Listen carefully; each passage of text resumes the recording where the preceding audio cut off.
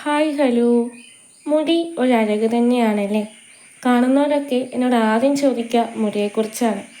സത്യം പറഞ്ഞാൽ ഞാൻ അതിനു വേണ്ടി ഒന്നും ചെയ്യാറില്ല. പാരമ്പര്യമായി കിട്ടിയതാവണം. ഷാമ്പുവും കണ്ടീഷണറും വളരെ റെയറായിട്ട് മാത്രമേ ഉപയോഗിക്കുള്ളൂ. ആകെ ചെയ്യണത് തലേന്ന് പുറത്തു വെച്ച ഉലുവയും ചെമ്പരത്തി താളിയും കൂടി മിക്സ് ചെയ്ത് തേക്കാന്നുള്ളതാണ്. അതന്നെ പലപ്പോഴും മടിയാണ്. ഈ കാണുന്നത് പോലെ അത്ര എളുപ്പമല്ല കേട്ടോ ഇത് മാനേജ് ചെയ്യാന്നുള്ളത്. എൻ്റെ മുടിക്കാണെങ്കിൽ ജട ഒഴിഞ്ഞ നേരുണ്ടാവില്ല.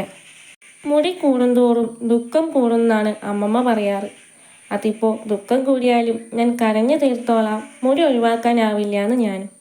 മുടിയല്ലേ, കൊഴിയേ വളരേ ഒക്കെ ചെയ്യും, ഒന്നും സ്ഥിരമല്ലല്ലോ. എനിക്ക് 7ാം ക്ലാസ് മുതലാണ് മുടി വളർത്തി തുടങ്ങിയത്. അന്നൊക്കെ അമ്മ തലയിൽ നിറയെ എണ്ണ തേച്ച് കുളിപ്പിച്ച് തോർത്തി ഉണക്കി തരുമായിരുന്നു. ഇന്നിപ്പോൾ ഏച്ചിയുടെ കൂടെ ആകുമ്പോഴും ഞാനിങ്ങനെ നിന്ന് കൊടുത്താൽ മാത്രം മതി. താളി തലയിൽ 5-10 മിനിറ്റ് വെച്ച ശേഷം കഴുകി കളയാവുന്നതാണ്.